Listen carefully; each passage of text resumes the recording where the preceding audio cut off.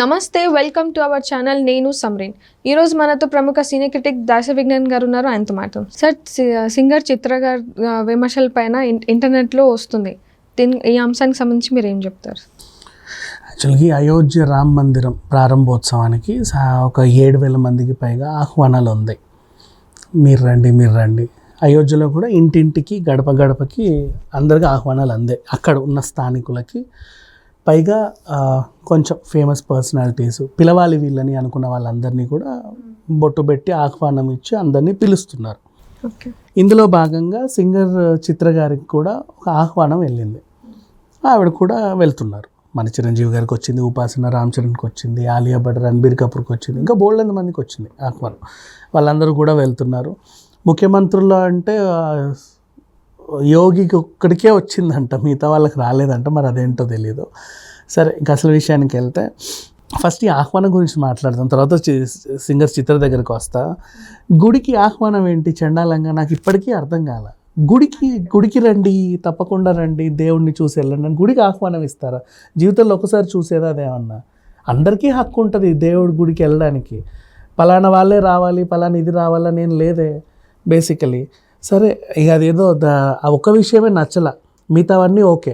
Next, Rama మందిరానికి చాలామంది దూరంగా ఉంటున్నారు. శంకరాచార్యుల వాళ్ళు ఎవరు రావట్లా. ఎందుకు అంటే కూడా పీఠాధిపతులు కొంతమంది రావట్లా.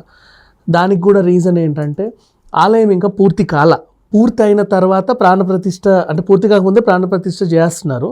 దీంట్లో ఏదో రాజకీయ లబ్ధి ఉంది, అది ఉంది అని మిగతా వాళ్ళు ఆరోపిస్తున్నారు. కానీ అది ఎవడి ఇష్టం వాడిది. అంటే గుడి పూర్తి కాకముందే ప్రాణప్రతిష్ఠ చేయకూడదు అని ఏ శాస్త్రంలోనూ లేదు. చేయొచ్చు, తప్పు లేదు. దానికంటే ఒక మంచి ముహూర్తాలు ఉంటాయి. వీళ్ళు కూడా ఒక మంచి ముహూర్తం చూసుకున్నారు, చేస్తున్నారు.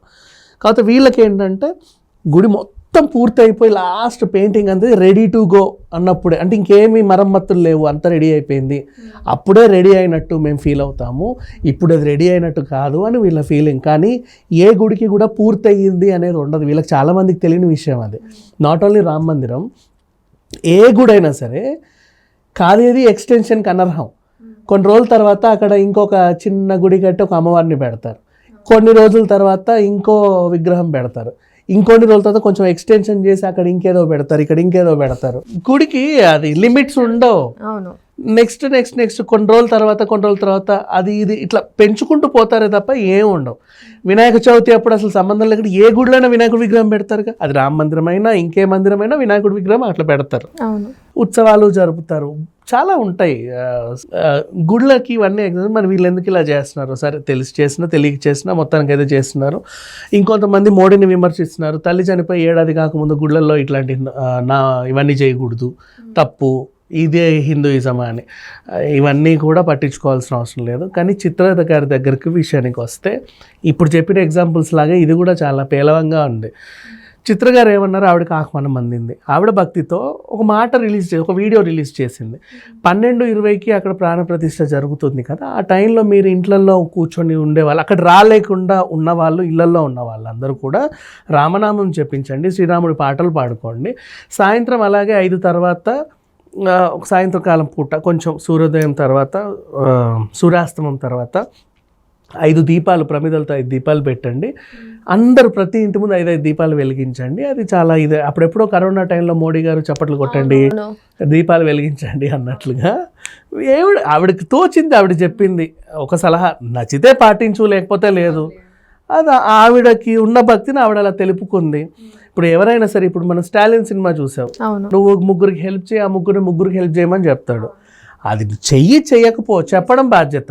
ఈవిడ కూడా చేయండి, చేయకపోండి, ఇంకా నన్ను అభిమానించే వాళ్ళు ఎవరో ఒకరు ఉంటారు కదా, చేస్తారులే అని చెప్పింది. అది కూడా రాలేని వాళ్ళు, మిగతా వాళ్ళు దాన్ని చూసేసి అడ్డమైన విమర్శనలన్నీ చేస్తున్నారు. మొత్తానికి ఈ గుడి ఏదైతే ఉందో అదేంటిది, ఆ ప్రారంభోత్సవం కంటే కూడా వివాదాలు ఎక్కువ చుట్టుముడుతున్నాయి. ఇంకా నిన్న సీఎం రేవంత్ రెడ్డి గారు కూడా అది ఇంకా పూర్తి కాలేదు, రాజకీయ లబ్ధి కోసమే చేశాను, అందుకే నేను వెళ్ళట్లేదు అని అన్నాడు. ఎవరిష్టం వాళ్ళది. వెళ్ళాలనుకుంటే వెళ్ళొచ్చు, వద్దు అనుకుంటే విరమించుకోవచ్చు, మానుకోవచ్చు. టీవీలో చూడాలనుకున్న వాళ్ళు చూడొచ్చు, వద్దనుకున్న వాళ్ళు కూడా వదిలేవచ్చు. ఎవరిష్టం వాళ్ళది, ఎవరు ఫోర్స్ చేయరు, ఎప్పుడైనా వెళ్ళొచ్చు, అది గుడి కాబట్టి. నెక్స్ట్, నాకు వ్యతిరేకం ఏంటంటే గుడికి ఆహ్వానాలు ఇవ్వద్దు. నువ్వే రా అంటే పక్కోడు రావద్దా? ఇప్పుడు కొంతమందికి ఇప్పుడు ఒక ఫీలింగ్ ఉంటుంది. నేను నిజంగా చెప్తున్నా, నేను వెళ్ళాలనుకుంటా, నేను అపార్ట్మెంట్లో ఉన్నా, నువ్వు నా ఎదురింట్లో ఉన్నావు, నేను వెళ్ళాలనుకుంటా, మంచిగా రెడీ అయిపోయి అక్కడ హోటళ్ళు అన్నీ బుక్ చేసేసుకుంటున్నా, ఫ్లైట్స్ అన్నీ చూసేసుకుంటున్నా.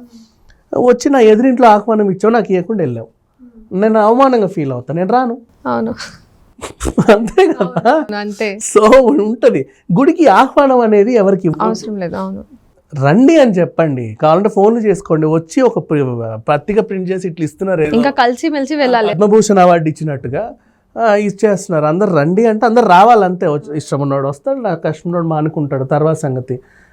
రానివ్వండి, ఆహ్వానాలు ఇవ్వద్దు. అండ్ నెక్స్ట్ ఈ కొంతమంది ఏవైతే పూర్తి కాకుండానే ప్రాణప్రతిష్ఠ చేస్తే అందుకే మేము వెళ్ళట్లేదు అని అన్నారు కదా, వాళ్ళని కూడా విమర్శిస్తున్నాయి. ఎందుకంటే తప్పది. గుడి అనేది ఏ గుడి అయినా సరే ఎప్పుడు పూర్తవ్వదు. ఎంత పెద్ద గుడి అయినా సరే అది ఎప్పటికీ పూర్తవ్వదు.